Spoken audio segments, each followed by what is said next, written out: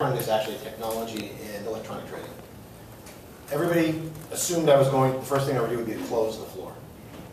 Actually, I think since I've gotten there, we are more reliant on the floor than ever, but just differently. And it was really a matter of rebalancing what we thought about the floor in terms of what it does. It's a matter of balancing the balance between human judgment and technology.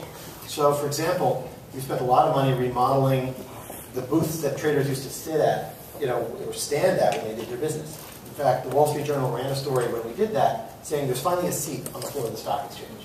Because there was no place to sit down, literally. They were sitting on benches, and it was kind of crazy. We created high-tech broker trading booths where they can run a full-service business, sales, trading, everything.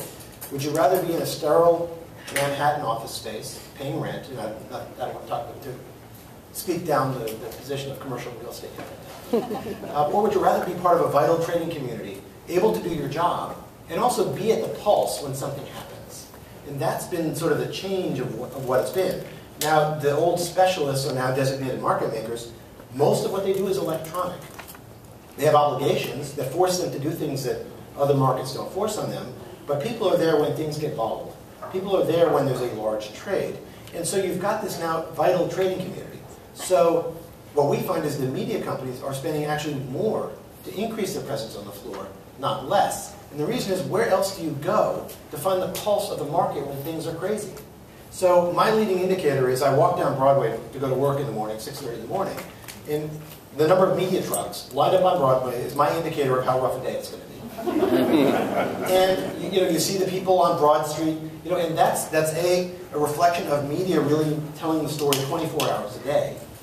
And what we represent in the market, right? When GM went public again, that floor was packed with press, with interested bystanders, with companies wanting to see history made.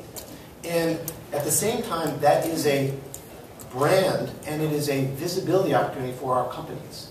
And we are using that building far more effectively than we did. We threw probably 1,000 events last year, aside from bells. Meaning people come, they may ring the bell, but they also have a party for investors, they have an analyst day, they have a forum on green grid computing. And so we're using that building really to increase our visibility, not just for our companies, but also for public policy, for corporate responsibility, all of those things. We are a platform for that. That building represents that.